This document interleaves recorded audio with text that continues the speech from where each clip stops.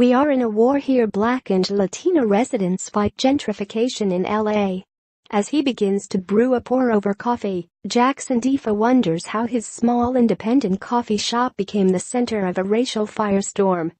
"I don't know," he says, shaking his head. "I don't know. I really don't know."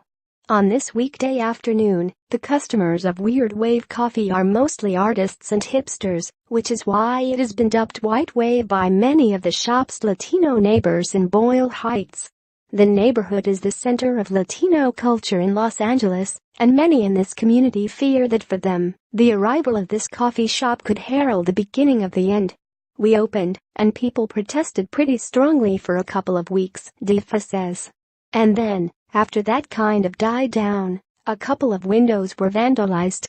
Boyle Heights is the historic center of Chicana, Los Angeles.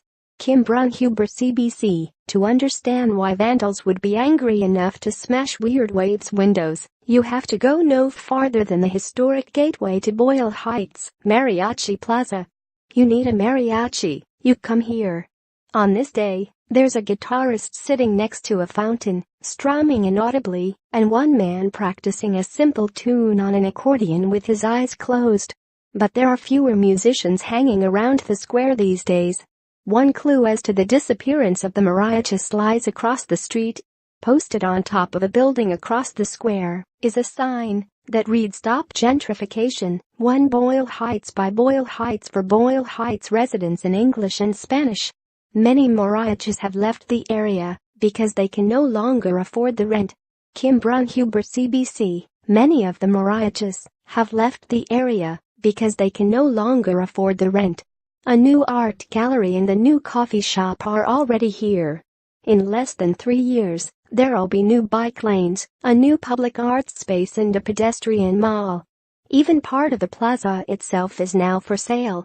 Change, say residents like Jose Sanchez, has been slow but expensive, like the $5 pour-over coffee. Less than a kilometer away from the plaza, Sanchez points to the door of his one-bedroom apartment. He's lived in this Boyle Heights building for 20 years. The outside wall of his apartment, and that of many others, is covered by hand-drawn posters. They're calls to action, a tenants' rent strike, after several of them received a letter from the property's new owner, who bought the building last year and raised their rent between 60 and 80%. "My God," Sanchez says. "When I saw the letter, hell broke loose here. You know this is, like, 80% increase. Just like that. Me and my wife, you cannot make enough money to pay $1,800 a month here." Several have now received eviction notices and are fighting it in court. Jose Sanchez says he was horrified when some of his neighbors got notices from their landlord saying their rent would go up by 80%. Kim Brunhuber, CBC. He says the arrival of Weird Wave Coffee is a sign of the problem and a harbinger of more trouble for his community. Why, he asks, should these businesses sell art they don't want and coffee they can't afford? "We don't want only fancy stores," he says. "They're not welcome." No sir. Sanchez doesn't advocate violence, but says he understands what motivated the vandals to attack the shop. "I don't blame them," he says.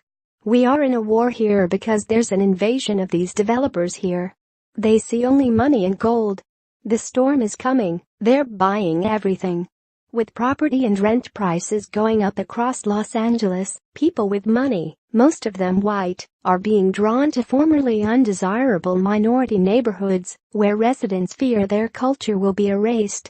University of Southern California sociology professor Manuel Pastor says the change happening in historic minority communities in Los Angeles has the resonance of Columbus discovering America.